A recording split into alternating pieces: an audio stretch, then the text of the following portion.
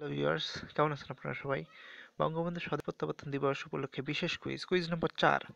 প্রশ্নটা একটু দেখে নিই, শতভাগ সঠিক উত্তর পেয়ে যাবেন।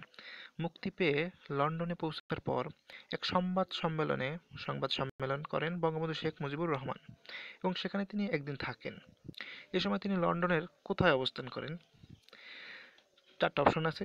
ক্লারিজেস হোটেল, হোটেল ইম্পেরিয়াল, প্রধানমন্ত্রীর বাসভবন লন্ডন, প্রেসিডেন্ট হোটেল। শতভাগ সঠিক উত্তরটি হচ্ছে ক্লারিজেস হোটেল।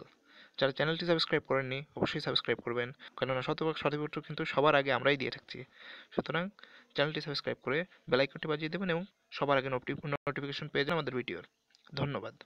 আমরা উত্তরটি সাবমিট করে দিচ্ছি। দেখুন, ক্লারিজেস হোটেল। শেয়ার করতে বলছে, আমি এখন শেয়ার করতে চাচ্ছি না। দেখুন উত্তরটি নিয়ে নিয়েছে। You have answered the quiz. The result will be published on 11 January. কিন্তু না, 1 ঘন্টা পরেই আসলে উত্তরটা, এই ফলাফলটাও পেয়ে যাবেন। ধন্যবাদ।